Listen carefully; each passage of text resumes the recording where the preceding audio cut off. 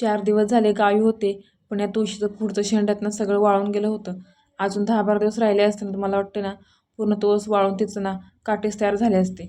आणि ह्यांना सांगायचं पण लक्षात आलं नाही की या तुळशीला पाणी घालत जावा. आणि मला तर वाटतं ना ह्यांनी खिडकी पण उघडून बघितलं नसेल की या खिडकीमध्ये तुळस आहे ती. मस्तपैकी एक ग्लासभर तुळशीला पाणी घातलं आणि मग शिवांशला शाळेमध्ये सोडायला गेले. आता शिवांश शाळेत जाताना एवढं तोंड बेकार करतो ना, त्याला काय माहिती शाळेत येऊ वाटत नाही की काय. आता न येऊन चालणार आहे का, शाळा तर शिकलीच पाहिजे हो. घरी आले 2 हुंडे मी ना चपाती करताना ठेवलं होतं, कारण लहानपणी आमच्या आई ना 2 हुंड्याची ना 1च चपाती करायची. चला म्हटलं आज आपण पण ट्राय करूया, कारण मला ना खायची पण इच्छा झाली होती चपाती चहामध्ये, ती पण एवढी अशी जाडसर. आमची आई पहिली चपाती करायची ना अशी 2 हुंड्याची करायची, पण तिला एवढा आतून पदर सुटायचं ना 3-4 असं पदर तिला आतून ना सुटायचं, तर एवढी फुगायची ना टम्मा अशी. चला म्हटलं आपण पण बघूया तरी ट्राय करून.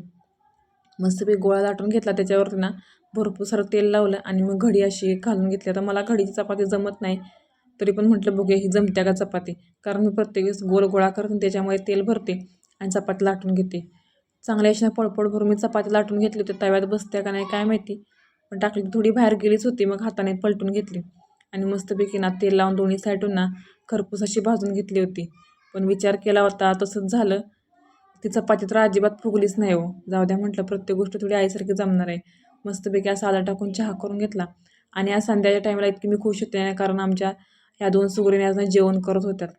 यांनी कांदा कापायला घेतला होता, कारण हे बोलत मी आज अंड्याची भुर्जी करणार आहे. म्हटलं चला बरं झालं, कारण सकाळचं कालवण भात होता आणि फक्त 2 भाकरी घालायच्या होत्या, त्या मी करून ठेवल्या त्या अगोदरच.